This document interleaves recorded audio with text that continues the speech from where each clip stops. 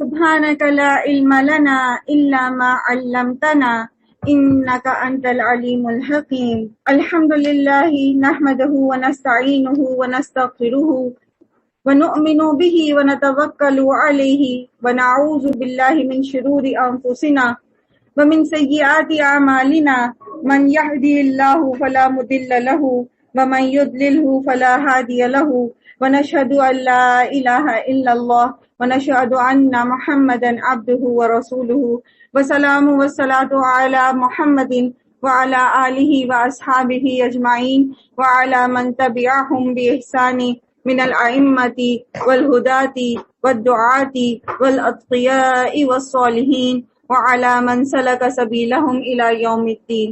اما بعد فاعوذ باللہ من الشیطان الرجیم. بسم اللہ الرحمن الرحیم. الحمدللہ تمام تعریفیں اللہ کے لیے ہیں جس نے اس چیز کو ممکن بنایا کہ جو سفر ہم نے شروع کیا تھا آج وہ پایہ تکمیل پر پہنچنے والا ہے. تمام تعریفیں صرف اللہ ہی کے لیے ہے اور یہ صرف اللہ ہی کی رحمت اور اس کی ہی مدد سے ممکن ہوا. اور جو کچھ اس میں ہم نے سیکھا اور جو کچھ درست کہا وہ اللہ کی طرف سے، اور جو کچھ بھی غلطی ہوئی جہاں کہیں کچھ ہمارے فہم میں یا ہمارے سیکھنے میں یا سکھانے میں تو وہ صرف ہماری طرف سے ہوئی. اللہ سبحانہ و تعالی ہمیں توفیق دے کہ جو سفر ہم نے اس رمضان میں شروع کیا یہ ہماری زندگیوں میں کبھی بھی رکنے نہ پائے اور اس کو ہم احسن طریقے سے اپنی آخری سانس تک لے کے چلیں. ذرا تصور کیجئے اس لمحے کا جب موت کے فرشتے ہمیں لینے آئے اور اس وقت ہماری زبان پر قرآن جاری ہو، یا ہم قرآن یاد کر رہے ہوں، یا ہم قرآن سنا رہے ہوں، یا ہم سیکھ رہے ہوں، یا اس کی تعلیم دے رہے ہوں، یہ ہمارے سینے میں محفوظ ہو، یہ ہماری زبان پر جاری ہو. کتنا خوبصورت لمحہ ہوگا وہ جب ہم قرآن کو لے کر اپنے سینے میں قبر میں جائیں گے. اور ہم سب نے جانا ہے تو کیوں نہ اپنے اس دن کو خوبصورت بنائیں جس دن ہمارے لیے پروٹوکول ہو، جس دن ہمارے لیے جنت سے خوبصورت لباس آئیں اور وہ پیرہن آئیں جن کے خواب ہم دیکھ رہے ہیں اور جن کے لیے ہم دعائیں مانگ رہے ہیں. تبھی ہم کامیاب ہوں گے جب ایسا ممکن ہوگا. اگر ہم ساری زندگی دوڑ دھوپ کرتے رہیں اور آخر میں خاتمہ ہمارا خیر پر نہ ہو تو پھر کچھ بھی کام نہیں آئے گا، کیونکہ انجام کار خواتین اعمال کے ساتھ ہوتے ہیں. اس لیے اللہ سے بہت زیادہ دعا کیا کیجیے کہ ربنا لا تزغ قلوبنا بعد اذ ہدیتنا وہب لنا من لدنک رحمہ انک انت الوہاب. اللہ تعالیٰ ہمیں ہمارے خواتین اعمال جو ہیں وہ آپ کی فرما برداری میں ہو، ہمارا آخری عمل آپ کی فرما برداری میں ہو.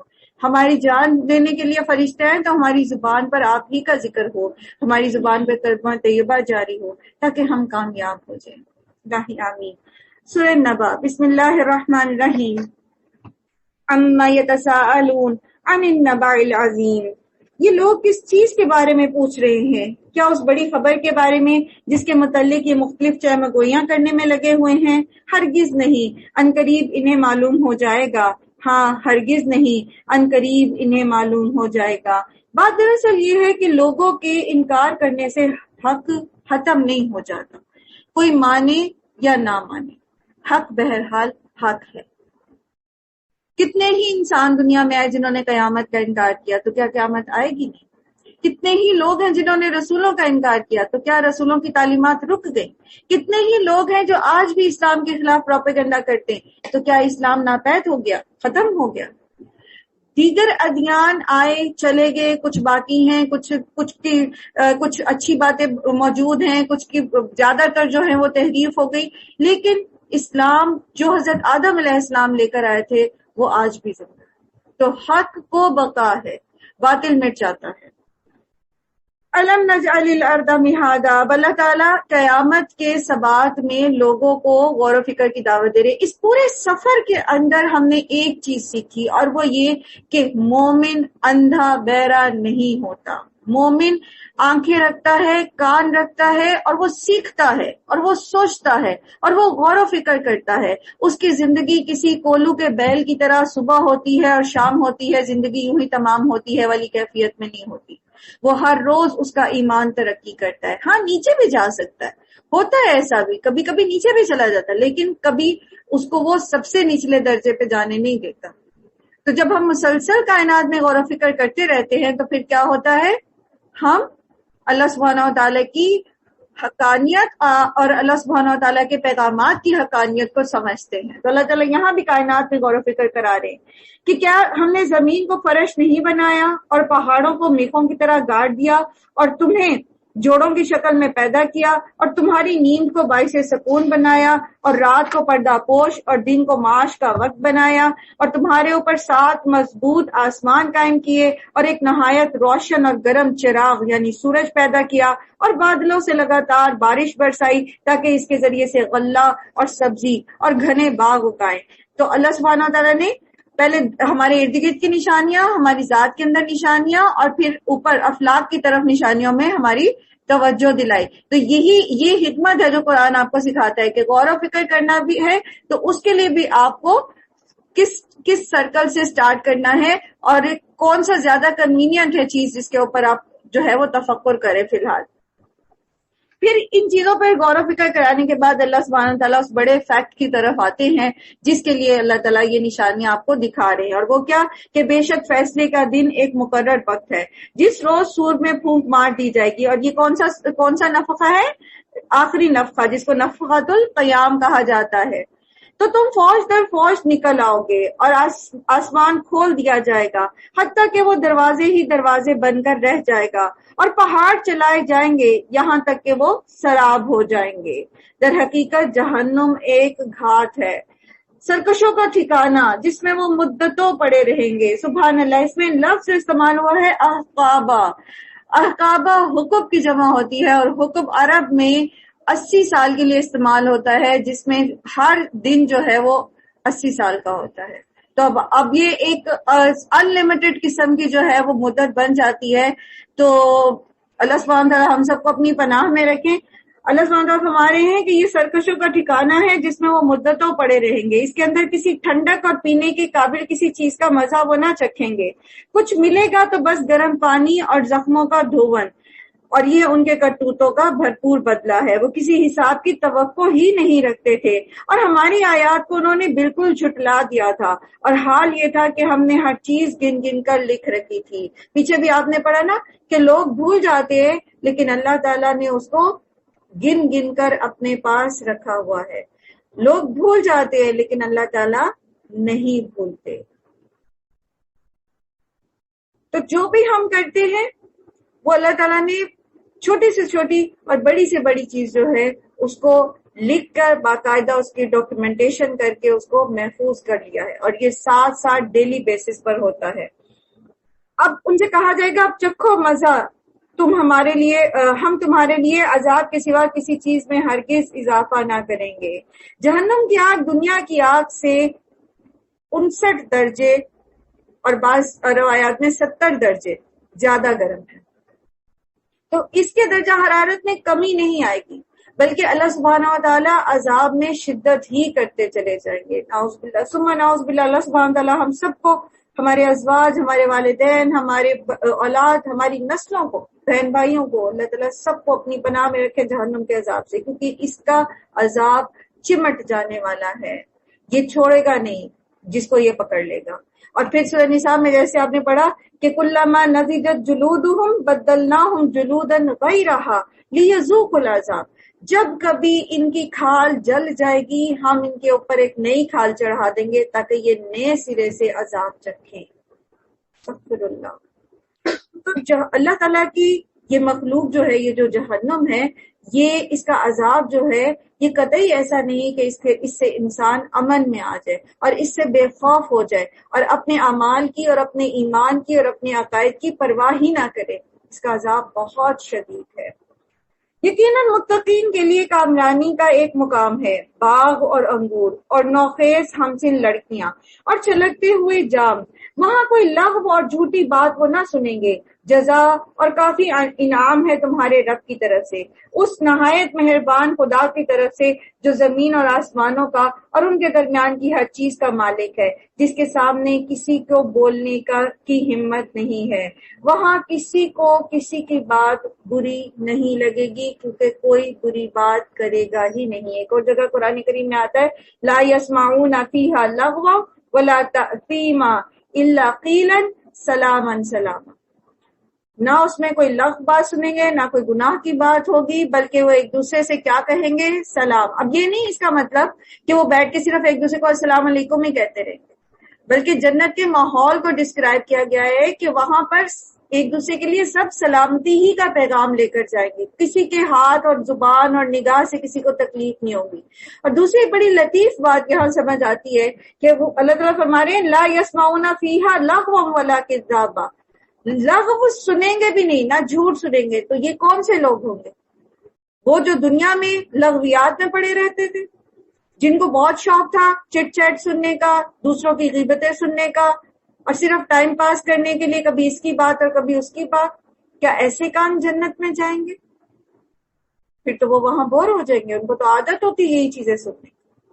تو بات دراصل یہ ہے کہ وہاں جائیں گے ہی ایسے کان جن کو ایسی چیزوں کی عادت نہیں، جو ایسی چیزوں سے، آپ نے عباد الرحمان کی بھی صفات پڑھی، آپ نے دیگر مقامات پر بھی اللہ کے نیک بندوں کی صفات پڑھی، تو اس میں کیا آپ نے پڑھا کہ جب لغو پہ سے ان کا گزر ہوتا ہے تو پھر کیا ہوتا ہے؟ وہاں سے وہ کرامن گزر جاتے ہیں، مرو کراما، بڑے باوقار طریقے سے، دنیا میں بھی لغو سے بچتے۔ اس لیے وہاں پر بھی ان کو یہ سب سے جو کم تکلیف ہے کہ انسان کے کان کوئی ایسی بات سنے جو اس کو پسند نہ ہو، وہ تکلیف بھی نہیں ہوگی جنتیوں کو۔ جس روز جبرائیل یعنی روح اور ملائکہ صف بستہ کھڑے ہوں گے، کوئی نہ بول سکے گا سوائے اس کے کہ جسے رحمان اجازت دے۔ کوئی کسی کی سفارش نہیں کرے گا جب تک کہ اللہ کا حکم نہ ہو، اور جس کے لیے اللہ تعالیٰ اجازت دیں گے، جس کو اجازت دیں گے، وہی سفارش کر سکے گا۔ اور سب سے پہلی جو شفاعت ہے، شفاعت اولا، وہ نبی صلی اللہ علیہ وآلہ وسلم کریں گے، جو کہ میزان رکھے جانے کے لیے سفارش ہوگی۔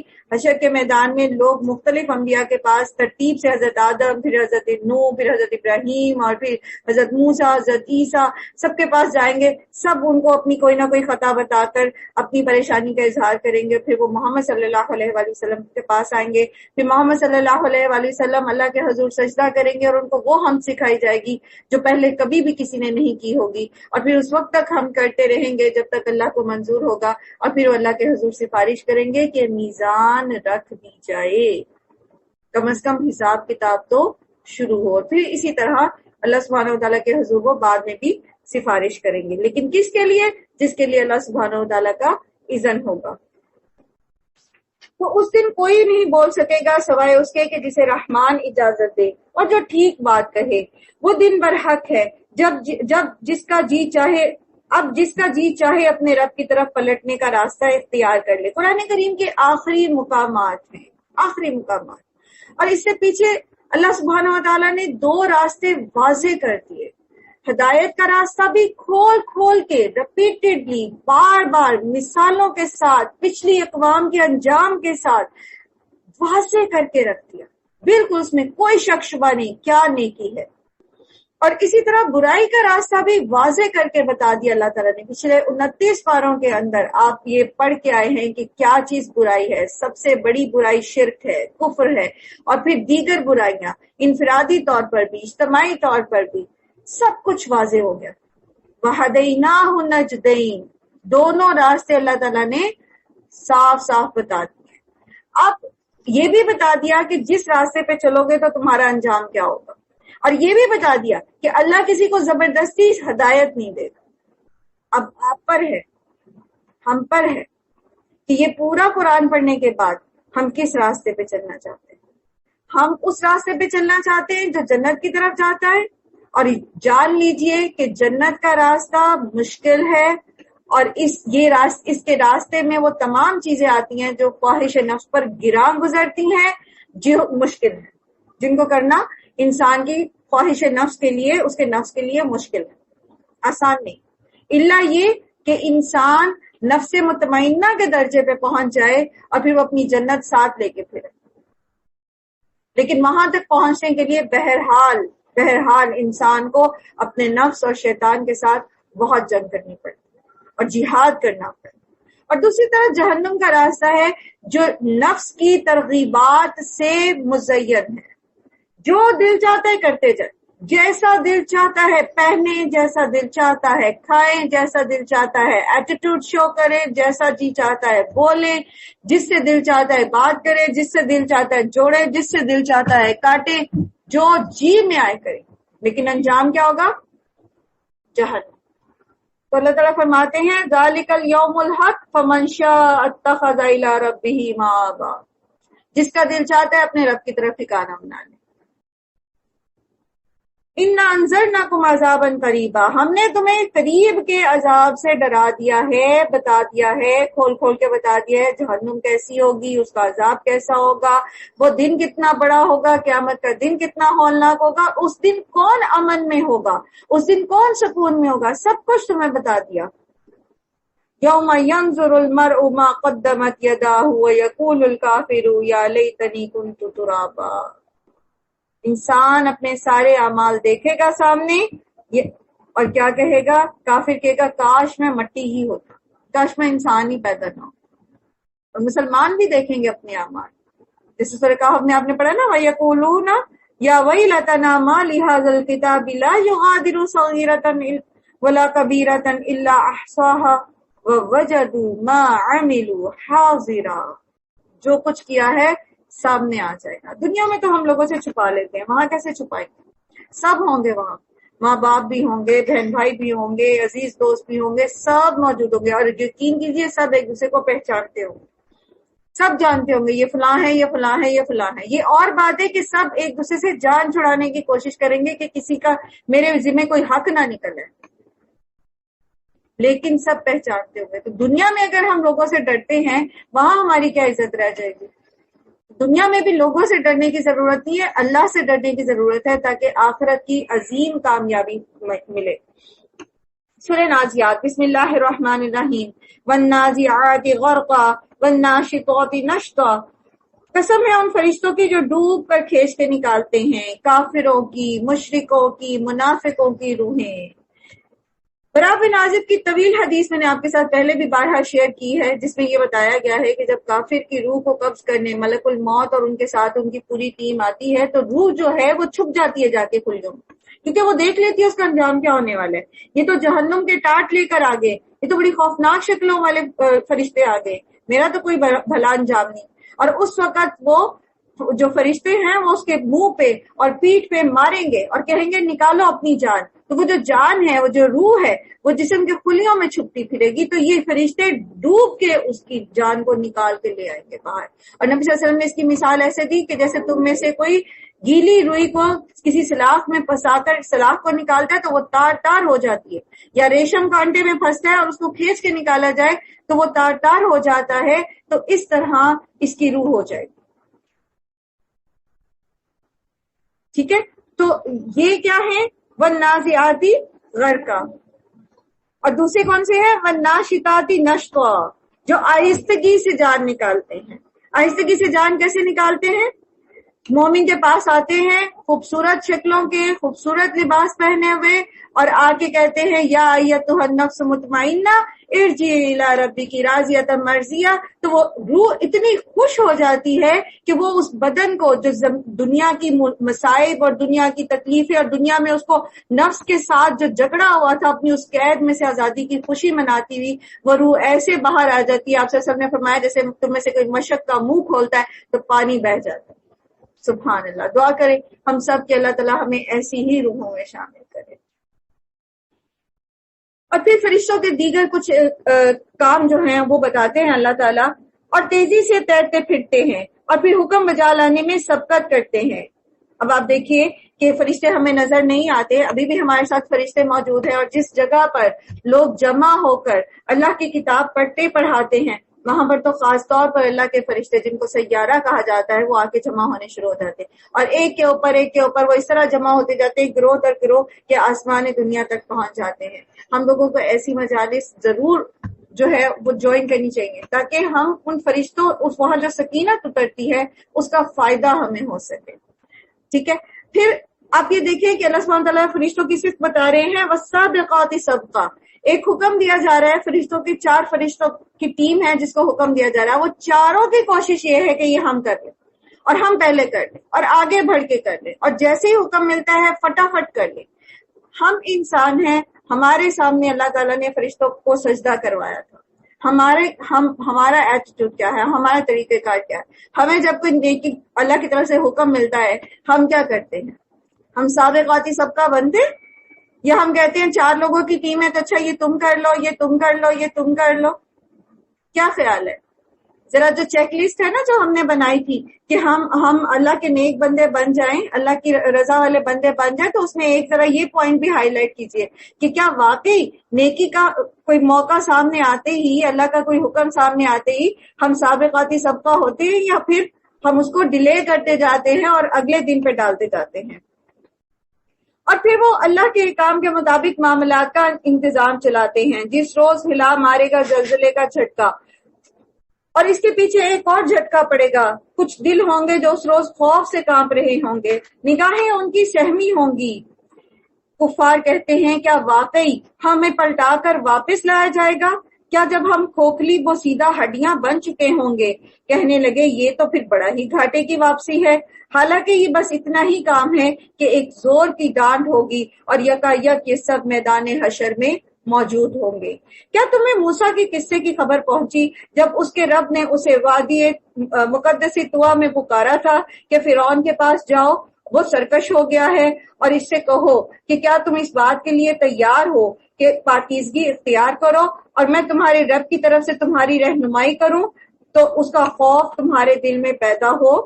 فَقُلْ هَلْ لَكَ إِلَىٰ أَن تَزَكَّىٰ, اس سے کہو کیا تم پاکیزگی اختیار کرنا چاہتے ہو تو میں تمہیں اللہ کے احکامات بتاؤں تاکہ تمہارے دل میں خشیت پیدا ہو. اس سے کیا بات سمجھ آتی ہے کہ جو بندہ ہدایت لینا چاہتا ہے, جو ریسیپینٹ ہوتا ہے, جو لینا چاہتا ہے, اسی کے اندر آپ خشیت الہی کی کوشش کر سکتے ہیں پیدا کرنے کی.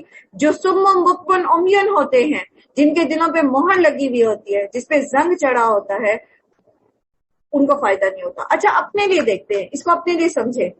ہم چاہتے ہیں کہ ہم اللہ کے بندے بن جائیں. اگر ہم چاہتے ہیں تو ہم بن جائیں گے, ایک نہ ایک دن بن جائیں گے.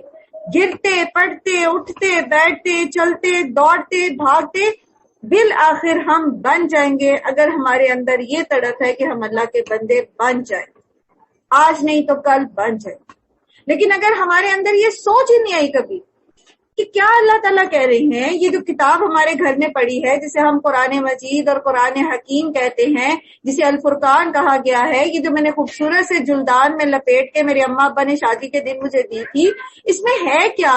ہم نے کبھی سوچا ہی نہیں, ہم نے کبھی بادر ہی نہیں کیا, ہم نے کبھی زحمت ہی نہیں اٹھائی کہ اللہ تعالیٰ نے مجھے دنیا میں بھیجا کیوں ہے. میرے جیسی لاکھوں کروڑوں اور عورتیں دنیا میں پیدا ہوئی تھیں, مجھے اللہ نے کیوں بھیج دیا دنیا؟ کیا مقصد ہے میری پیدائش کا؟ اور ہم سوچتے ہی نہیں, کوشش ہی نہیں کرتے, اور مطمئن ہیں اس کولو کے بیل کے بننے میں, اس دنیا کی زندگی میں.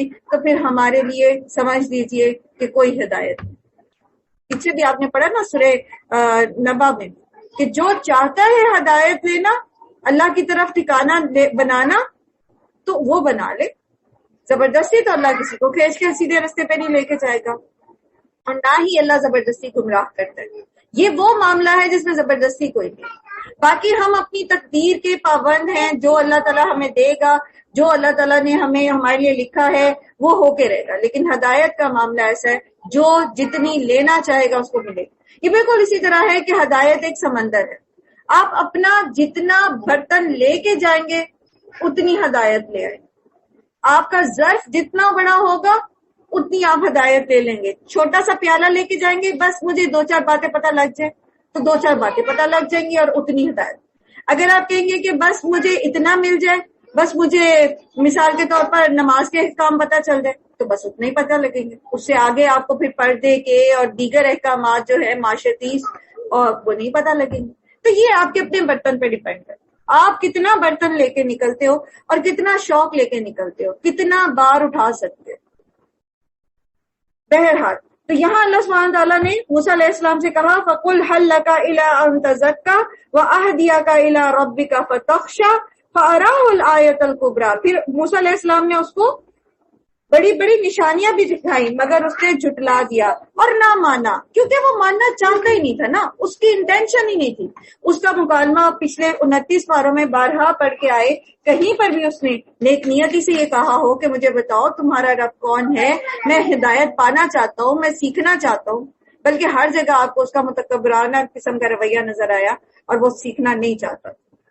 تو اس سے کیا ہوا کہ اس کو سمجھ نہیں آئی اور وہ اپنے تکبر پہ اڑ گیا اور چال بازیاں کرنے کے لیے پلٹا اور لوگوں کو جمع کر کے اس نے پکار کر کہا کہ میں تمہارا سب سے بڑا رب ہوں۔ آخرکار اللہ نے اسے آخرت اور دنیا کے عذاب میں پکڑ لیا۔ در حقیقت اس میں بڑی عبرت ہے ہر اس شخص کے لیے جو اللہ کی گرفت سے ڈرے۔ تو عبرت کس کو حاصل ہوتی ہے؟ قرآن پڑھنے کے بعد بھی۔ آپ دیکھیے موسیٰ علیہ السلام کا قصہ ہم بچوں کو سٹوری سناتے ہیں، ٹھیک ہے، کہانیاں سناتے، لیکن خود بھی پڑھتے۔ قصص الانبیاء ہم میں سے اکثر لوگ جو ہے بڑے شوق سے، بڑے بچپن سے، ٹین ایج سے قصص الانبیاء پڑھنی شروع کر دیتے، لیکن عبرت کیوں نہیں حاصل ہوتی؟ کیونکہ عبرت اس کو حاصل ہوتی ہے جو عبرت حاصل کرنا چاہتا ہے، جو اس نیت سے ان قصوں کو پڑھے گا کہ مجھے اس سے سبق حاصل کرنا ہے، تو اس کو ہی سبق حاصل ہوگا، ادروائز سبق حاصل نہیں ہوگا۔ پھر وہ ایک سٹوری کی طرح تو پڑھے گا کہ یہ موسیٰ علیہ السلام تھے، کوئی بنی اسرائیل کے نبی تھے، کوئی بنی اسرائیل کا واقعہ ہے، ان کا فرعون کے ساتھ مقابلہ تھا، وہ فرعون کے سامنے گئے تھے، وہ فرعون کوئی اور تھا، اس کا تکبر کوئی اور تھا، اور جو تکبر میرے دل کے اندر ہے، جو میرے دل کے اندر جڑیں پکڑی ہوئی ہیں، میں جو اپنے گھر میں اپنے محاسن کے اوپر جو ہے وہ فرعون بننے بیٹھی ہوں، تو جب ہم تک اس چیز کا جب تک ہم احساس نہیں کریں گے ہمیں عبرت حاصل نہیں ہوگی، پھر ہم اپنے اندر سے وہ تکبر نہیں نکال سکیں گے۔ اللہ تعالیٰ فرماتے ہیں انتم اشد خلقا ام السماء بناہا، کیا تمہاری تخلیق زیادہ سخت ہے یا آسمان کی؟ اللہ نے اس کو بنایا، اس کی چھت خوب اونچی اٹھائی، پھر اس کا توازن قائم کیا اور اس کی رات ڈھانکی اور اس کا دن نکالا، اس کے بعد زمین کو اس نے بچھایا، اس کے اندر سے اس کا پانی اور چارہ نکالا، اور پہاڑ اس نے گاڑ دیے سامان زیست کے طور پر، تمہارے لیے بھی اور تمہارے مویشیوں کے لیے بھی، پھر وہ بڑا ہنگامہ عظیم برپا ہوگا۔ اللہ سبحانہ و تعالیٰ کی اتنی نعمتیں ہیں، ہمارے پیدا ہونے سے پہلے اللہ تعالیٰ نے ہمارے لیے ایک کمفرٹ زون بنایا، ہمارے پیدا ہونے سے پہلے اللہ تعالیٰ نے ہمارے لیے ایسا ماحول بنا دیا کہ ہم ایک 3 اندھیروں میں سے نکلے ماں کے پیٹ سے اور ہمیں کوئی مصیبت پیش نہیں آئی، ہم نے آرام سے سانس لے لیا، حالانکہ فیٹس جو ہے وہ ماں کے پیٹ میں سانس نہیں لیتا، تو دنیا میں آتے ہی جب پہلا انٹریکشن ماحول سے ہوتا ہے تو خود بخود اس کے لنگز کام کرنا شروع کر دیتے اللہ کے حکم سے۔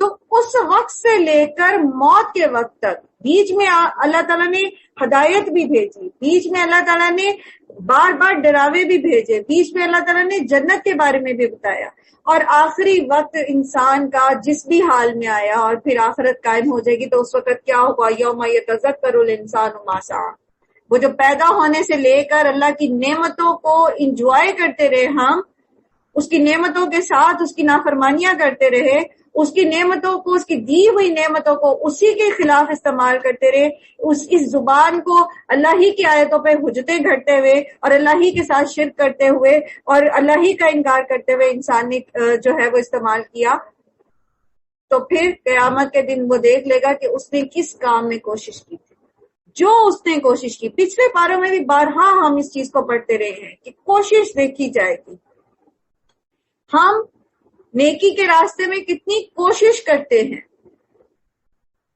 صرف ارادہ یا 1 اور 2 سنگل اٹیمپٹ اور ٹوائس اٹیمپٹ جو ہے وہ کام نہیں کرتی، بڑی جڑیں پکڑی ہوئی ہیں ہمارے اندر خرابیوں نے، تو یہ بس 1-2 دفعہ کی کوشش سے تو نہیں نکلیں گی نا، تو کوشش دیکھی جائے گی کہ ہم نے کتنی ایمانداری سے کوشش کی۔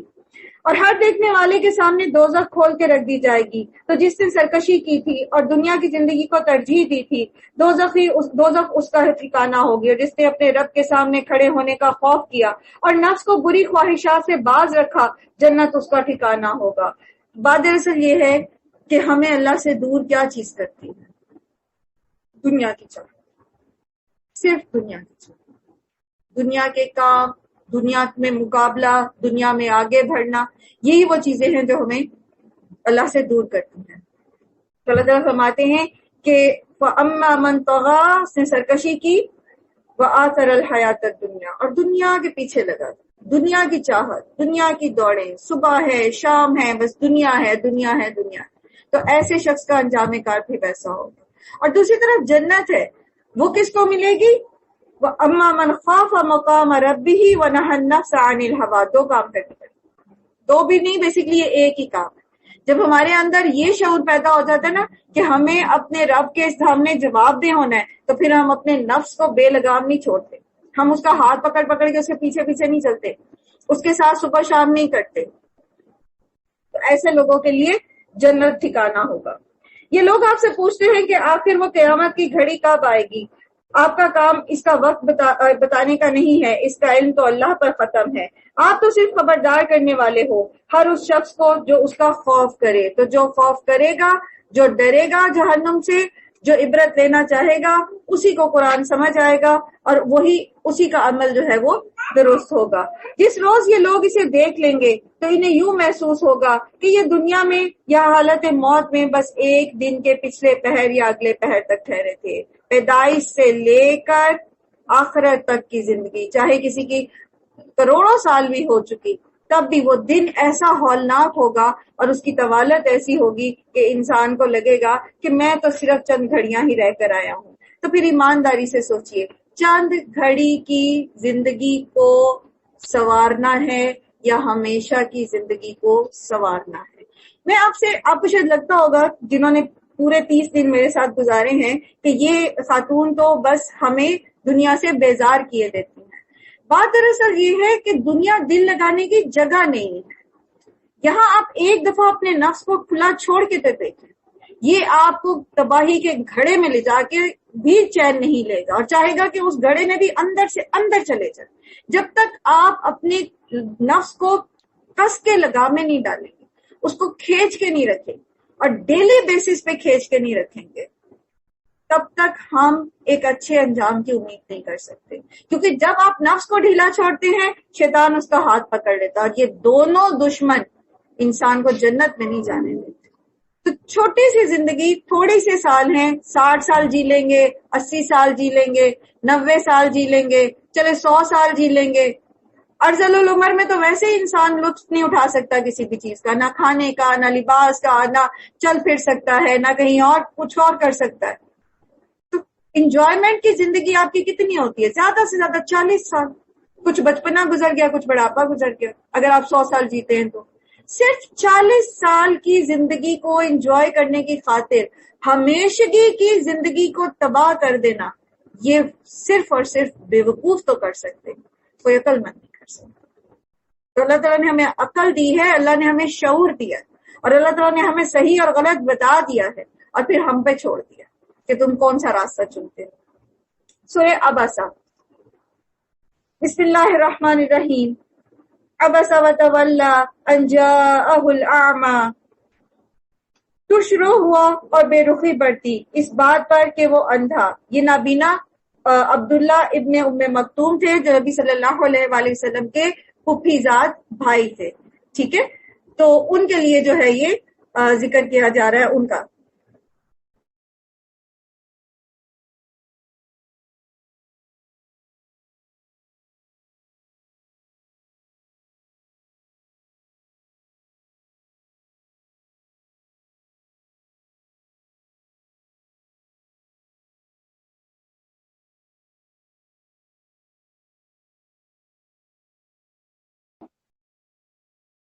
السلام علیکم. آواز نہیں آ رہی. جی ابھی آ جاتی ہے آواز، ایک منٹ. چلیں، تو ہم بات یہ کر رہے تھے کہ اللہ سبحانہ و تعالیٰ نے ہمیں راستہ دکھا دیا اور یہاں پر پھر ایک اور تناظر سے ہمیں سمجھایا جا رہا ہے. اور ہے تو یہ خطاب محمد صلی اللہ علیہ وآلہ وسلم سے. اور عبداللہ ابن مکتوم جب ان کے پاس آئے، وہ نابینا تھے اور اس وقت قریش کے کچھ سردار نبی صلی اللہ علیہ وسلم کے پاس بیٹھے تھے. تو انہوں نے آپ صلی اللہ علیہ وآلہ وسلم نے اس وقت ان کی آمد کو، ابن ام مکتوم کی آمد کو کچھ ناپسند کیا کہ ابھی میں سرداروں کو تبلیغ کر دیتا اور یہ ایمان لے آتے تو سارے قبیلے مسلمان ہو جاتے. تو وہ ذرا سی جو ناگواری آپ صلی اللہ علیہ وسلم نے محسوس کی تو اس پر اللہ سبحانہ تعالیٰ کی سرزنش آ گئی کہ یہ نہیں کرنا تھا. اب ہمیں اس میں سے کیا سیکھنا ہے؟ ہمیں اس میں سے یہ سیکھنا ہے کہ ہماری محبتوں کے، ہماری چاہتوں کے، ہماری دی ہوئی عزتوں کے لائق اور قابل کون لوگ ہیں؟ کوئی بہت بڑا منسٹر، کوئی بہت بڑا سردار، کوئی بہت امیر آدمی، کوئی بڑی سی گاڑی والا نہیں. چاہے وہ آپ کے گھر میں کام کرنے والی آپ کی ہیلپر ہیں، آپ کی ملازمہ ہے، اگر وہ تقویٰ میں زیادہ ہے تو آپ کی ساری محبت، آپ کی ساری رسپیکٹ، آپ کی سارے پروٹوکول کے جو ہے وہ لائق وہ ہے بنسبت کسی ایسے شخص کے جو اللہ کا دشمن ہے یا جو اللہ کا نافرمان ہے. تو اس واقعے کو میں بھی پڑھ دیتی ہوں، پھر انشاءاللہ آگے چلتے ہیں. عبس وتولی ان جاءہ الاعمی، تو شروع ہوا اور بے رخی بڑھتی اس بات پر کہ وہ اندھا اس کے پاس آیا.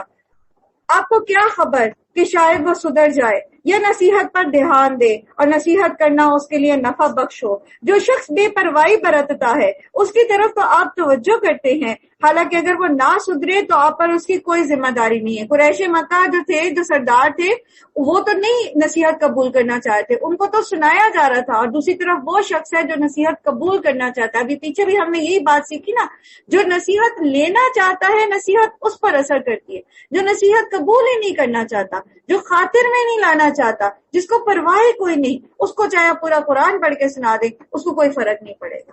تو یہاں پر بھی یہی بات سمجھائی جا رہی ہے کہ جو نصیحت قبول کرنے آیا ہے اس کو نصیحت کرنا زیادہ ضروری ہے اور زیادہ جو ہے نتیجے کے اعتبار سے بہتر ہے. اور جو خود آپ کے پاس دوڑا آیا ہے اور ڈرتا اور اللہ سے ڈرتا ہے، اس سے آپ نے بے رخی برتی، ہرگز نہیں. یہ تو ایک نصیحت ہے، جس کا جی چاہے اسے قبول کرے. یہ ایسے صحیفوں میں درج ہے جو مکرم ہے، بلند مرتبہ ہیں، پاکیزہ ہیں، معزز اور نیک کاتبوں کے ہاتھوں میں ہیں. یہ جو کرامن کاتبین ہے نا، جو کرام بررہ فرشتے ہیں، یہ فرشتے جو ہیں یہ قرآن ان کے ہاتھوں میں ہوتا ہے. ٹھیک ہے، قرآن لے کر آنا، قرآن کو لوح محفوظ سے وہاں آسمان دنیا پر لانا، وہاں پر اس کے ساتھ قرآن کے ساتھ رہتے ہیں. قرآن پڑھانا، سیکھنا، سکھانے کا جتنا بھی کام ہو رہا ہے یہ لوگ کرتے، یہ فرشتے کرتے. تو جو حاملین قرآن ہوتے ہیں نا، جو قرآن کے حفاظ ہیں اور اس کو سمجھتے ہیں اور حق ادا کرتے ہیں، جو سیکھتے اور سکھاتے ہیں. حاملین قرآن صرف حفاظ نہیں ہوتے، علماء بھی ہوتے. تو قیامت کے روز ان علماء کو، ان حاملین قرآن کو ان کرام بررہ کے ساتھ جو ہے نشست ملے گی. سبحان اللہ. ان کو پروٹوکول دیا جائے گا باقاعدہ. اب امیجن کریں کہ ریزلٹ اناؤنس ہوتا ہے اور بہت بڑا مجمع ہوتا ہے، تو پھر کیا ہوتا ہے؟ اناؤنسمنٹ ہوتی ہے فلاں فلاں فلاں فلاں باہر آ جائے، اور پھر ان کو بلا کر آگے پروٹوکول والی سیٹس کے اوپر بٹھا دیا جاتا ہے، جن کو میڈلز ملنے ہیں، جن کو آنر ملنا ہے. تو حاملین قرآن جو ہیں ان کا بہت بڑا مرتبہ ہے. اسی لیے اللہ سبحانہ تعالیٰ کے رسول صلی اللہ علیہ وسلم نے بتایا نا کہ خیرکم من تعلم القرآن وعلمہ. اور اللہ کے رسول صلی اللہ علیہ وسلم نے فرمایا اگر تمہارے پاس قرآن ہے اور تم یہ سمجھتے ہو کہ تمہارے پاس کسی چیز کی کمی ہے، یہ مفہوم ہے حدیث کا، تو تم نے قرآن کی قدر نہیں پہچانی. اور سورہ یونس میں آپ نے پڑھا کہ اللہ تعالیٰ فرماتے ہیں کہ تمہارے پاس جو چیز آ گئی ہے تمہیں چاہیے کہ خوشیاں مناؤ، یہ ہر اس چیز سے بہتر ہے، ہر اس چیز سے بہتر ہے جسے لوگ جمع کر رہے ہیں. And you can name it, لوگ کیا کیا جمع کریں، سونا، چاندی، ڈالرز، پاؤنڈ، اور آج کل کوئی نئی کرنسی جو نکل آئی ورچوئل کرنسی ہے، دوڑ رہے ہیں لوگ پیچھے اس کے، کیا نام ہے اس کا، بٹ کوائن، پیچھے بھاگ رہے، یہ بھی اکٹھا کر لیں، وہ بھی اکٹھا کر لیں، اس کا بھی حق مار لیں، وہ بھی جائیداد مجھے مل جائے، یہ گھر مجھے مل جائے، وہ مکان مجھے مل جائے، وہ دکان میں لے لیں. جو بھی لوگ اکٹھا کرے، یہ عہدہ مجھے مل جائے، یہ وزارت عظمیٰ مجھے مل جائے، ان سب سے بہتر یہ قرآن. کیوں؟ یہ تو ایک جلد کے اندر کچھ صفحے ہیں، کچھ کلمات ہیں. یہ کیسے بہتر ہے؟ یہ ایسے بہتر ہے کہ جب ہم اس کو سیکھتے ہیں اور اس پر عمل کرتے ہیں تو پھر لوگ تو دنیا میں 40 سال 80 سال کی زندگی میں یہ سب جمع کریں گے، اور کون جانتا ہے کہ کون کتنا اس کو استعمال بھی کر سکتا ہے. لیکن ہمیں ہمیشگی کی زندگی جو ہے وہ ہماری پروفٹ میں چلی جائے گی، جس میں خسارہ ہو ہی نہیں سکتا. تو اس لیے یہ قرآن بہت قیمتی چیز، اور یہ اتنی قیمتی چیز ہے کہ اللہ تعالیٰ ہر ایک کے ہاتھ میں نہیں دیتی، ہر ایک کو نصیب نہیں ہوتا. کس کو نصیب ہوتا ہے؟ جو اس کی چاہت میں تڑپتا ہے، جو اس کو لینا چاہتا ہے، اور جتنا وہ چاہتا ہے اتنا اللہ تعالیٰ اس کو دیتے ہیں۔ اللہ تعالیٰ ہم سب کو حاملین قرآن بنائے، ہمیں بھی ہماری اولادوں کو بھی قرآن سمجھنے والے، سیکھنے والے، پڑھنے والے، یاد کرنے والے، حفاظ اور اس کے علماء میں سے بنائے، اور پھر ہمارے عمل کو قرآن بنا دے۔ اللہ کے رسول صلی اللہ علیہ وآلہ وسلم کے اخلاق کی طرح ہمارا بھی اخلاق قرآن بن جائے۔ یہ نہیں کہ آیات تو یاد ہیں، احادیث تو ازبر ہیں، لیکن جب عمل کی باری آئی تو سب کچھ جو ہے وہ غارت ہو گیا۔ تو اللہ تعالیٰ ہم سب پر رحم فرمائے اور ہمیں اس قرآن کو ہمارے سینوں کا نور بنا دے۔ قتل الانسان ما اکفرا، مارا گیا انسان کیسا سخت منکر حق ہے۔ یہ کس چیز سے اللہ نے اسے پیدا کیا ہے؟ نطفہ سے اللہ نے اسے پیدا کیا، پھر اس کی تقدیر مقرر کی، پھر اس کے لیے زندگی کی راہ آسان کی، پھر اسے موت دی اور قبر میں پہنچایا۔ دیٹس اٹ، یہ تھا سارا ٹوٹل سفر، یہ سفر تھا بس۔ ثم اذا شاء انشرا، پھر جب وہ چاہے گا تو اٹھا کھڑا کرے گا، پھر وہ وقت آئے گا جس میں ختم نہیں ہوگا۔ چھوٹے سے سفر میں اپنے آپ کو ہلکان نہ کریں، ان چیزوں کے پیچھے دوڑے نہ لگائیں جنہوں نے آپ کے ساتھ قبر میں نہیں جانا۔ دنیا میں زندگی نظریہ ضرورت کے تحت گزاریں، علم حاصل ضرور کریں، ڈگریاں ضرور کریں، لیکن کس لیے کریں؟ تاکہ ہم اپنے رب کو پہچان سکیں، ہمارا ایمان مضبوط ہو سکے۔ رزق حلال کا معنی بھی عبادت ہے، لیکن اس کے پیچھے خوار ہونا جو ہے اور عبادتوں کو بھول جانا، یہ صحیح نہیں۔ پھر جب چاہے گا اسے دوبارہ اٹھا کھڑا کرے گا، ہرگز نہیں اس نے وہ فرض ادا نہیں کیا جس کا اللہ نے اسے حکم دیا تھا۔ پھر ذرا انسان اپنی خوراک کو دیکھے، ہم نے اس پر خوب پانی لٹایا، پھر زمین کو عجیب طرح پھاڑا، پھر اس کے اندر غلے اگائے، انگور، ترکاریاں، زیتون، کھجور، گھنے باغ اور طرح طرح کے پھل اور چارے، تمہارے لیے بھی اور تمہارے مویشیوں کے لیے بھی سامان زیست کے طور پر۔ سبحان اللہ، اللہ تعالیٰ کی نعمتیں آپ گننا بھی چاہیں تو گن نہیں سکتے، لیکن یہ نعمتیں اللہ نے آپ کو دی کیوں؟ اللہ تعالیٰ نے دنیا میں ہمیں بھیجا کیوں ہے؟ تاکہ اللہ تعالیٰ یہ دیکھے کہ ہم کیا کرنے آئے۔ لِنَبْلُوَكُمْ أَيُّكُمْ أَحْسَنُ عَمَلًا، کون کیا عمل کرتا ہے۔ سب کچھ دیا اللہ تعالیٰ نے، سانس لینے کے لیے ہوا دی ہے، جسم کو پرفیکٹ بنایا ہے، ہر چیز میسر کی ہے، خوراک دی ہے۔ بہت کم لوگ ایسے ہوتے ہیں جو بھوکے سوئیں، اور وہ بھی اس وجہ سے کہ ہم قرآن پر عمل کرنے والے نہیں، تو ان کو بھوکا سونا پڑتا ہے۔ ادروائز جو نظام اللہ نے آپ کو دیا ہے، کوئی شخص کبھی بھی بھوکا نہ سوئے۔ ہر چیز اللہ تعالیٰ نے میسر کر دی، اور پھر سب سے بڑی چیز ہدایت دی۔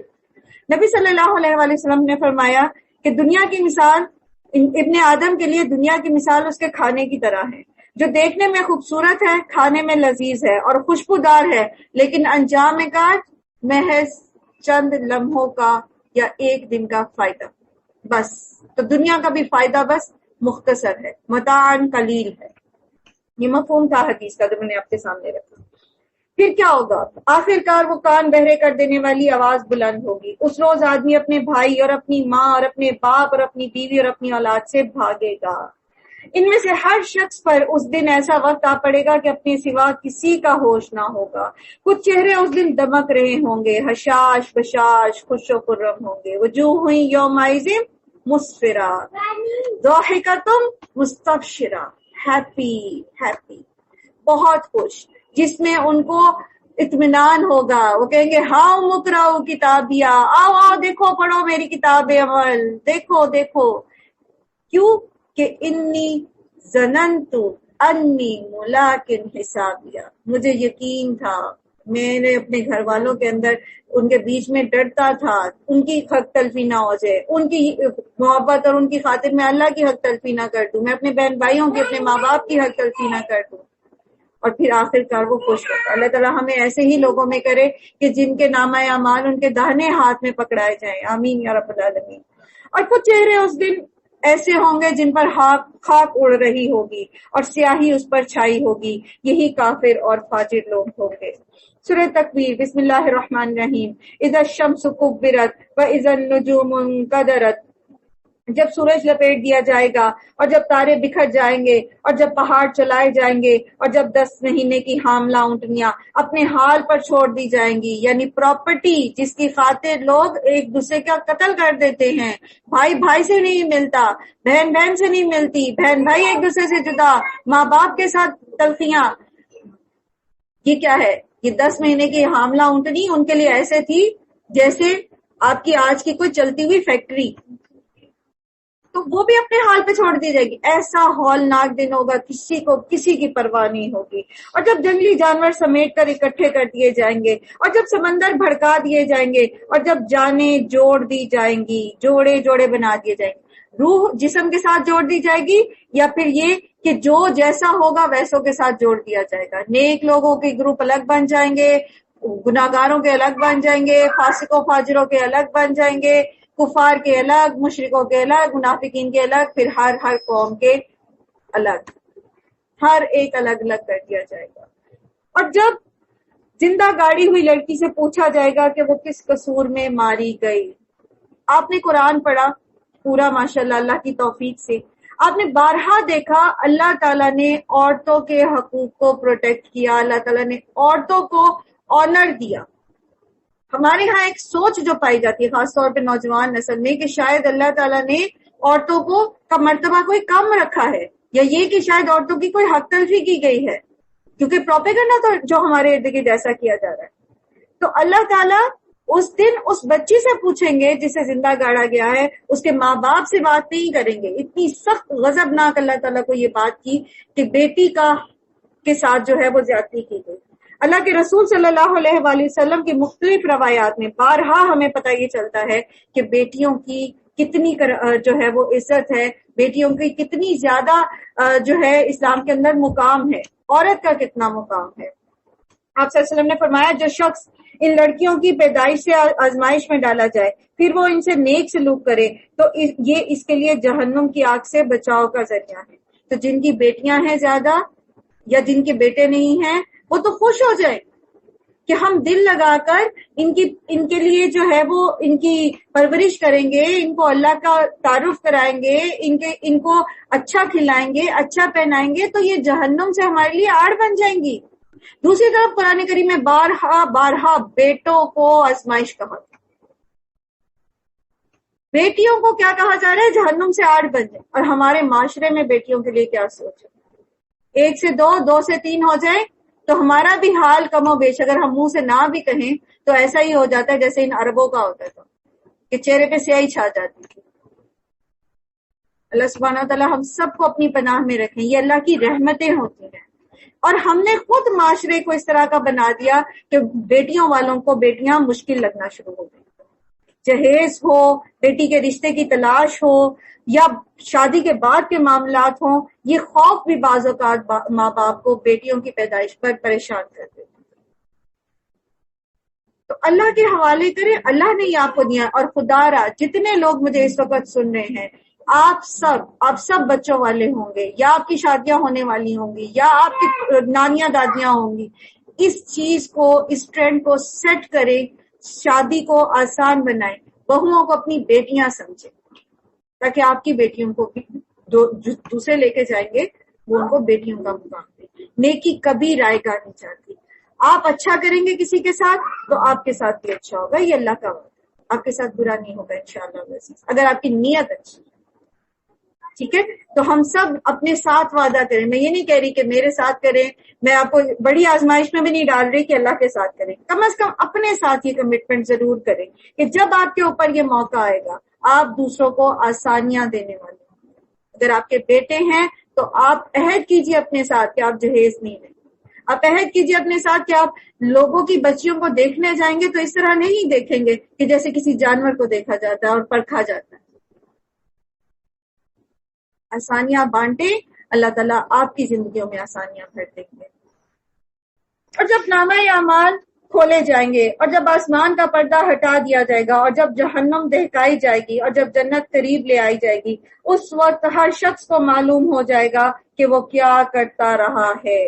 بس نہیں، میں قسم کھاتا ہوں پلٹنے اور چھپنے والے تاروں کی، اور رات کی جبکہ وہ رخصت ہوئی، اور صبح کی جبکہ اس نے سانس لیا۔ یہ فی الواقع ایک بزرگ پیغامبر کا قول ہے جو بڑی توانائی رکھتا ہے۔ حضرت جبرائیل کا تعارف کرایا جا رہا ہے یہاں پر، اور عرش والے کے ہاں بلند مرتبہ رکھتا ہے، وہاں اس کا حکم مانا جاتا ہے اور وہ بااعتماد ہے۔ اور اے اہل مکہ، تمہارے رفیق مجنون نہیں ہے، یعنی محمد صلی اللہ علیہ وآلہ وسلم، انہوں نے اس پیغمبر کو روشن افق پر دیکھا ہے۔ سورہ نجم کی آیت 7 سے 9 تک اس مشاہدے کی تفصیل ہم نے پڑھ لی ہے۔ اور وہ غیب کے معاملے میں بخیل نہیں ہے، اور یہ کسی شیطان مردود کا قول نہیں ہے، یعنی قرآن کریم۔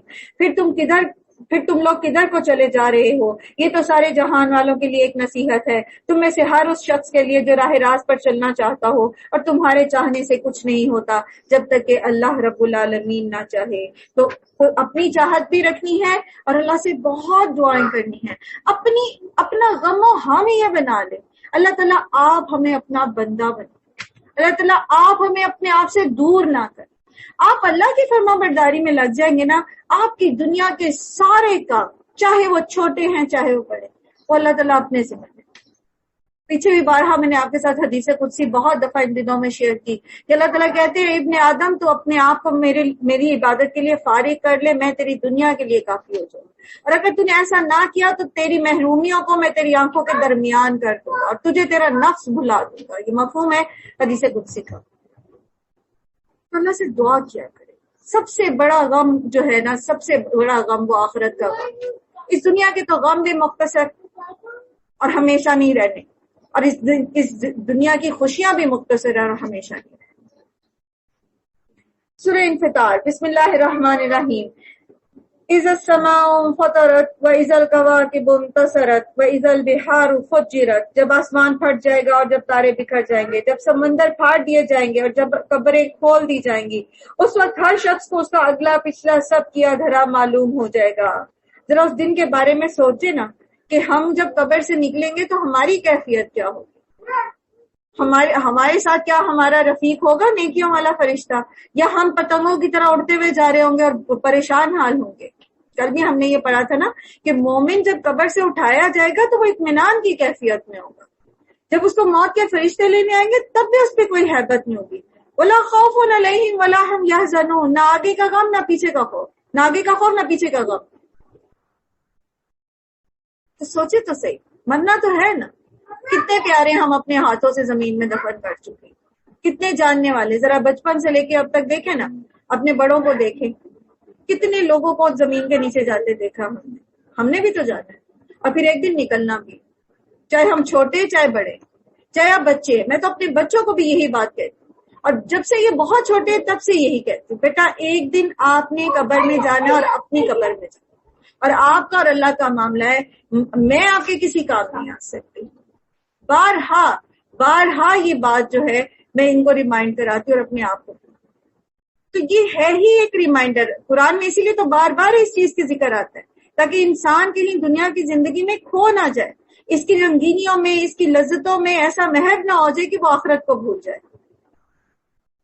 تو اس وقت ہر شخص کو اس کا اگلا پچھلا سب کیا دھرا معلوم ہو جائے گا۔ اے انسان، کس چیز نے تجھے اپنے رب کریم کی طرف سے دھوکے میں ڈال دیا، جس نے تجھے پیدا کیا، تجھے نک سک سے درست کیا، تجھے متناسب بنایا، اور جس صورت میں تجھے چاہا جوڑ کر تیار کیا؟ ہرگز نہیں، بلکہ اصل بات یہ ہے کہ تم لوگ جزا اور سزا کو جھٹلاتے ہو، حالانکہ تم پر نگران مقرر ہیں، ایسے معزز کاتب جو تمہارے ہر فعل کو جانتے ہیں، ہر بات لکھ رہے ہیں، ہر سیکنڈ کی کاروائی، ہر لفظ۔ سورہ کہف میں آپ نے پڑھا کوئی لفظ تمہارے منہ سے نہیں نکلتا مگر یہ اس کو لکھ لیتے، ایک ایک چیز دنیا کی۔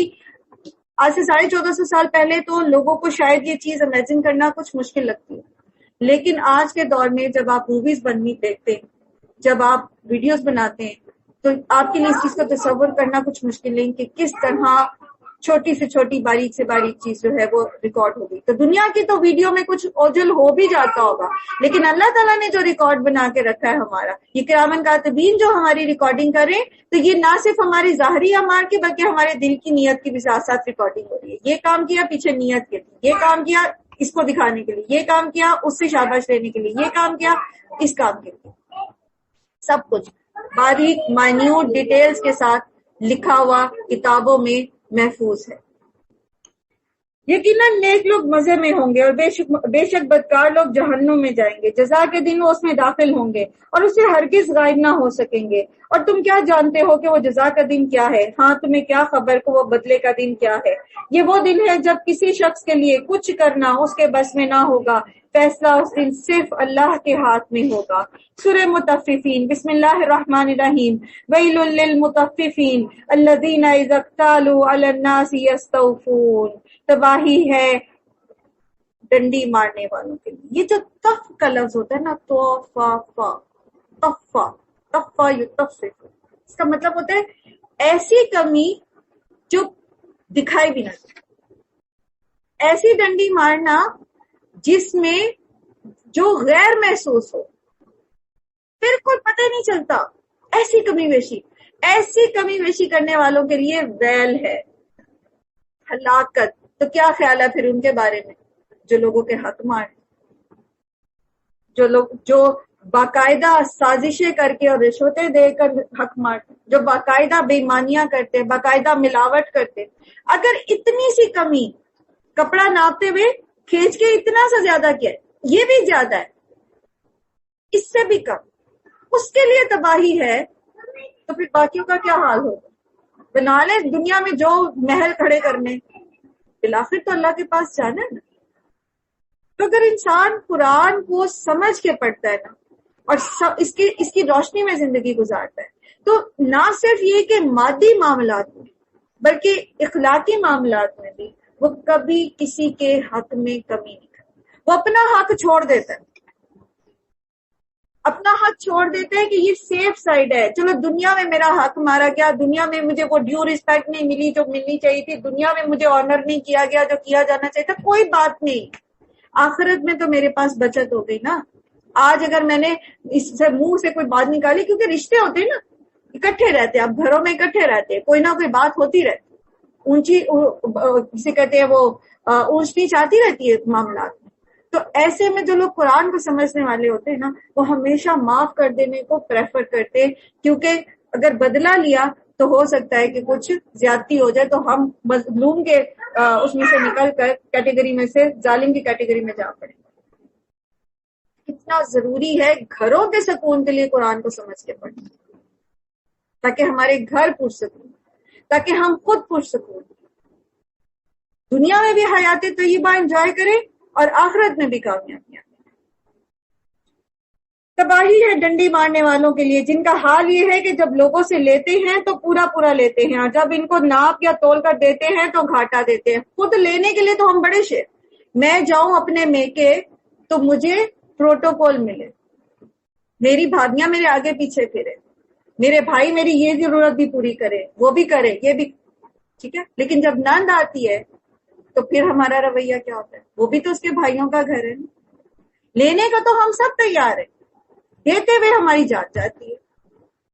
تو اللہ تعالیٰ یہ ایک مثال کے طور پر اس کو سمجھے. فزیکلی مادی میں تو ہے معنی جو ہے، جو معروف اس کا معنی ہے، لیکن اپنے تزکیے کے لیے ہم اس کو اس طرح سمجھ سکتے ہیں کہ ہم حقوق لینے کے معاملے میں تو بڑے شیر ہوتے ہیں. میرے بھائیوں کو پروٹوکول ملے، میرے ماں باپ کی بات مانی جائے، ہم اپنے شوہر کے ماں باپ اور اس کے بہن بھائیوں کو کتنا پروٹوکول دے رہے ہیں، کتنی بات مان رہے ہیں. تو اگر انسان اس طرح سے اپنے آپ کو رکھ کے چلے گا تو پھر وہ کہیں پر بھی کسی کی حق تلفی نہیں کر سکتا. اور یقین کریے یہ اللہ کا وعدہ ہے آپ سے، آپ قرآن کا مطلوب انسان بن جائیں، آپ کو اللہ تعالیٰ حیات طیبہ دے گا، آپ اپنی جنت ساتھ لے کے پھرے گا. کیا یہ لوگ نہیں سمجھتے کہ ایک بڑے دن یہ اٹھا کر لائے جائیں گے، اس دن جبکہ سب لوگ رب العالمین کے سامنے کھڑے ہوں گے؟ ہرگز نہیں، یقیناً بدکاروں کا نامہ اعمال قید خانے کے دفتر میں ہے. سجین میں ہے. اور تمہیں کیا معلوم کہ وہ سجین کیا ہے؟ ایک کتاب ہے لکھی ہوئی. تباہی ہے اس روز جھٹلانے والوں کے لیے جو روز جزا کو جھٹلاتے ہیں اور اسے نہیں جھٹلاتا مگر ہر وہ شخص جو حد سے گزر جانے والا بدعمل ہے. اسے جب ہماری آیات سنائی جاتی ہیں تو کہتا ہے کہ یہ تو اگلے وقتوں کی کہانیاں ہیں. ہرگز نہیں، بلکہ دراصل ان لوگوں کے دلوں پر ان کے برے اعمال کا زنگ چڑھ گیا ہے. بات دراصل یہ ہے کہ جن کے دلوں پہ زنگ چڑھ جاتا ہے نا، اس کی کیفیت آپ ایسے سمجھ سکتے ہیں کہ جو زنگ آلود لوہا ہوتا ہے، جو چمکدار لوہا ہوتا ہے تو اس میں آپ کو عکس نظر آتا ہے نا. اگر آپ کے چہرے میں کوئی نشان ہے تو وہ عکس نظر آئے گا تو آپ اس کو صاف کر لیں گے. لیکن جو زنگ آلود لوہا ہوگا اس میں آپ کو اپنا عکس نظر نہیں آئے گا، نظر آئے گا بھی تو واضح نہیں آئے گا. تو آپ کے جو چہرے پہ کوئی چیز لگی آپ اس کو صاف نہیں کر سکیں گے. اسی طرح جن کے دلوں پہ زنگ چڑھ جاتی ہے، جن کے دلوں پہ مہر لگ جاتی ہے، ان کو اپنے برے اعمال دکھائی نہیں دیتے. وہ جو مرضی کرتے رہتے ہیں نا، شیطان ان کے برے اعمال سجا کے دکھا دیتا ہے، جسٹیفیکیشن ان کو دیتا رہتا ہے کہ ہاں you are doing very well. ایسے ہی ہونا چاہیے. تم نے جو اس کو جواب دیا نا تو تمہیں ایسے دینا چاہیے. تم نے جو یہ کام کیا تو تمہارا حق بنتا ہے. تمہارے ساتھ بھی تو زیادتی ہوئی ہے. تو یہ جو دلوں کا زنگ ہے یہ کیسے دھلتا ہے؟ اول تو اس پر زنگ چڑھنے نہیں دینا چاہیے. جو غلطی ہو ہمیں ساتھ ساتھ استغفار کر کے اس زنگ کو دھونا چاہیے. پھر یہ کہ اگر زمانے جاہلیت میں کہیں یہ زنگ چڑھا بھی بیٹھے تو اس کو دھونے کا واحد حل یہ قرآن ہے. اس کے علاوہ کوئی ذریعہ ہو نہیں سکتا، کیونکہ یہ وہ نصیحت ہے جو دلوں پر اثر کرتی ہے اور دلوں کے زنگ اتارتی ہے.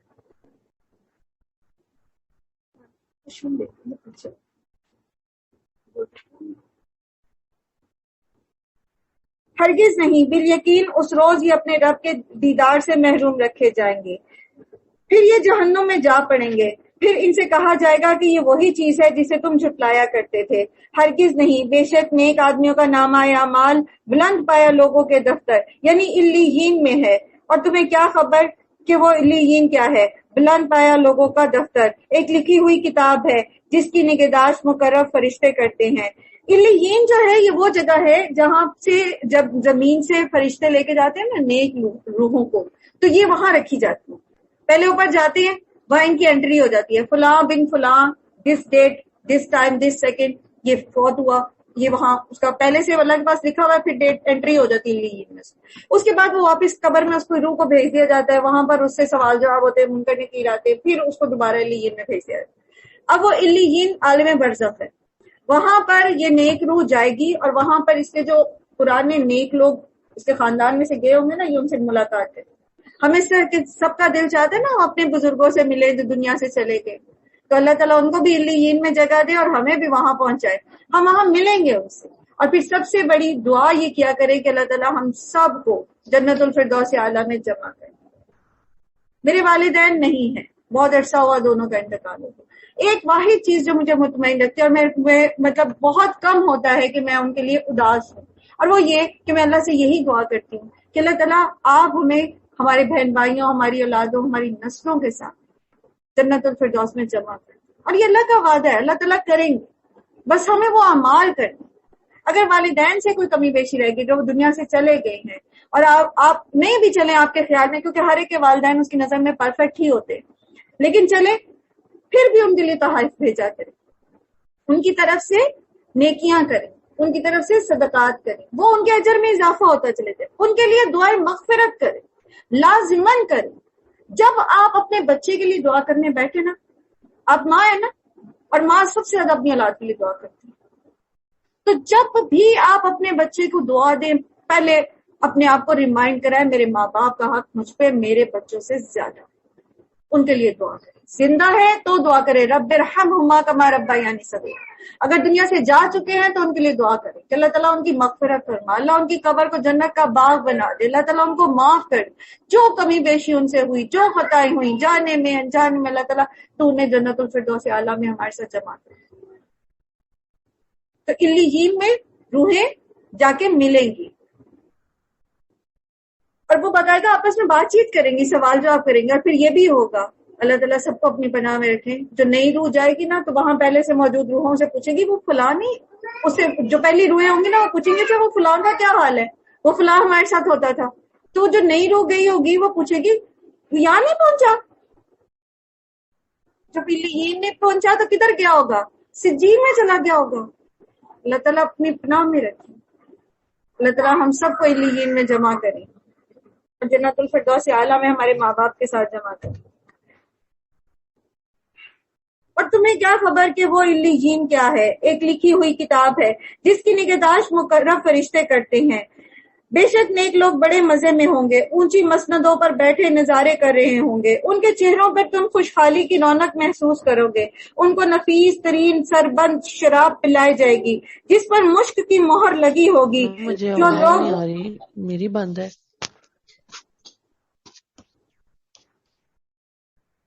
نورین باقیوں کو آواز آ رہی ہے، اس کی ریکارڈنگ ہو رہی ہوتی ہے. ابھی مجھے یہاں سے کاٹنا.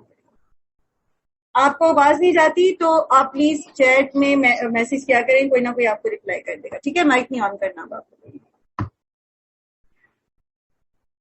اچھا جی، تو ان کو نفیس ترین سربند شراب پلائی جائے گی جس پر مشک کی مہر لگی ہوگی. جو لوگ دوسروں پر بازی لے جانا چاہتے ہوں وہ اس چیز کو حاصل کرنے میں بازی لے جانے کی کوشش کریں. اس شراب میں تسنیم کی آمیزش ہوگی. یہ ایک ایسا چشمہ ہے جسے پانی کے ساتھ مقرب لوگ پیئیں گے. مجرم لوگ یہاں پر تو بات ہو رہی ہے کافروں کی، ٹھیک ہے، مسلمانوں کی اور کافروں کی. لیکن آپ نے یہ دیکھا ہوگا کہ دنیا میں جب آپ ایمان پر ایمان لاتے ہیں اور سمجھتے شعوری ایمان لاتے ہیں، پیدائشی ہم مسلمان سارے ہی ہیں، لیکن جب شعور آتا ہے تو پھر کیا ہوتا ہے؟ آپ اللہ کے احکامات پر عمل کرنے والے بن جاتے ہیں. تو جو لوگ دنیا دار ہوتے ہیں پھر وہ آپ کے ساتھ کیسا رویہ کرتے ہیں؟ پھر وہ سمجھتے ہیں یہ بیوقوف ہے. آپ کسی شادی پہ جاتے ہیں جہاں ہر کوئی بڑا سجا سورا اور ایک اللہ کی نافرمانیوں کی ایک فہرست ہے جو شادیوں پہ آج کل ہو رہی ہوتی ہے، اور آپ پورے حجاب میں ہیں، گاؤن میں ہیں، سادہ ہیں، اور آپ اوائڈ کرتے ہیں ایسی چیزوں کو. تو لوگ کیا کہتے ہیں؟ تم کس طور کی باتیں کرتی ہو، اور یہ تم کیا بن گئی ہو، اور یہ اتنا بھی سختی نہیں ہے دین میں. اور پھر آگے پیچھے جا کے کیا کہتے ہیں؟ دیکھو یہ پڑھی لکھی ہیں، دیکھو ان کا حال. ایسا کرتے ہیں نا، مذاق اڑاتے. تو کبھی کسی کی باتوں پہ دل تنگ نہ ہو، بلکہ یہ تو ہمارے ہی مسلمان بہن بھائی، ان کے لیے دعا کریں کہ اللہ تعالیٰ ان کو ہدایت دے. جس طرح اللہ تعالیٰ نے آپ کو ہدایت دی ہے، جس طرح آپ عمل کرنے والے ہیں، اسی طرح یہ بھی عمل کرنے والے ہو جائیں. اور بلکہ یہ بھی دعا کیا کرے کہ اللہ تعالیٰ ان کو دین میں ہمارا مددگار بنا دے. سورہ انشقاق. بسم اللہ الرحمن الرحیم. اذا السماء انشقت واذنت لربها وحقت واذا الارض مدت والقت ما فيها وتخلت. جب آسمان پھٹ جائے گا اور اپنے رب کے فرمان کی تعمیل کرے گا، اس کے لیے حق ہے کہ یہی کرے. اور جب زمین پھیلا دی جائے گی اور وہ اپنے رب کے حکم کی تعمیل کرے گی، اور اس کے لیے حق، اور جو کچھ اس کے اندر ہے باہر پھینک دے گی اور اپنے رب کے حکم کی تعمیل کرے گی، اور یہ اس کے لیے حق ہے کہ وہ ایسا ہی کرے. جو کچھ ہم نے زمین پر کیا ہے نا، قیامت کے دن وہ سب باہر نکال کے رکھ دے گی زمین. کل بھی ہم نے آگے بھی پڑھیں گے اور کل بھی ہم نے یہ چیز پڑھی. اے انسان تو کشا کشا اپنے رب کی طرف چل رہا ہے. یا ایھا الانسان انک کادح الی ربک کدحا. کبھی بھی ترجمہ جو ہے نا، وہ قرآن کا جو اوریجنل ٹیکسٹ ہے، جو اللہ سبحانہ تعالیٰ کا کلام ہے، اس کو پورا نہیں کر سکتے. آپ وہ لطف ہی نہیں پا سکتے ترجمے میں جو آپ قرآن کو اس کی زبان میں پڑھ کے. تو کتنا ضروری ہے کہ پھر ہم اس کی زبان سیکھیں. ہم کتنے سبجیکٹس پڑھتے ہیں. اب یونیورسٹی جاتی، ٹھیک ہے، یہ کالج جاتی، یہ اسکول جاتی ہیں، آپ سب بھی کالج یونیورسٹی سے ہو کر آئے. کتنے زیادہ سبجیکٹس ہم پڑھتے. کتنا شوق ہم نے ساری زندگی کیا کہ ہم اللہ کے کلام کی زبان سیکھیں. ہم یہ زبان سیکھیں تاکہ ہم اس کلام کو اس کی زبان میں پڑھ سکیں اور وہ لطف حاصل کر سکیں. بہرحال ابھی بھی موقع ہے، جب تک سانس چلتی ہے. اور پیچھے جب اتنے دنوں میں ہم نے یہ بات سیکھی ہے کہ صالحین کتنے بوڑھے ہو جاتے تھے. امام احمد بن حنبل کی مثال آپ کو دی، 80 سال ان کی عمر تھی، اور وہ جو محدث آئے تھے ان کے علاقے میں تو دوات اور قلم لے کر بھاگتے تھے گلیوں میں کہ میں وہ مجلس اٹینڈ کروں جہاں وہ درس دیں گے. تو پرواہ نہ کریں کیا عمر ہو گئی ہے، اب کیا ہو گیا ہے. علم حاصل کرنے کے لیے کبھی بھی عمر زیادہ نہیں.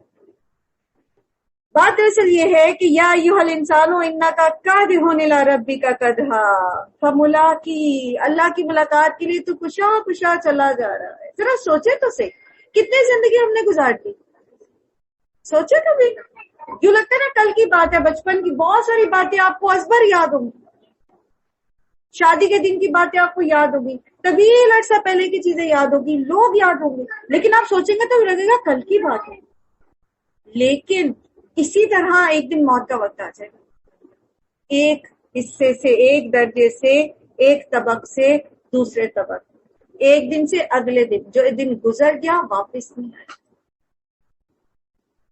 25 اپریل 2022 کبھی واپس نہیں آیا، تو کل گزر گیا. اس میں وہ ثابت جو چیز رہ گئی، جو نیکیاں کی تھی ہم نے یا جو برے اعمال، وہ رجسٹر ہوتے، وہ دن واپس نہیں آئے. اسی طرح ہم ہر ایک دن گزارتے چلے جاتے ہیں اور ایک دن ہم نے اپنے رب کے سامنے حاضر ہو سکتے. تو سوچنا چاہیے نا پھر کہ ہم جا کس طرف رہے ہیں. کوئی روک سکتا ہے؟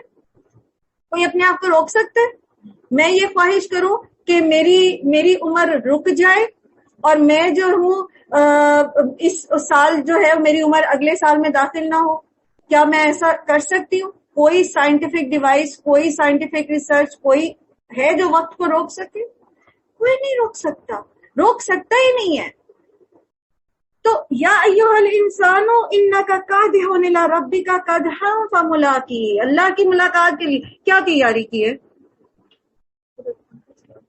کیا تیاری کیا ہم نے اللہ کی ملاقات کے لیے؟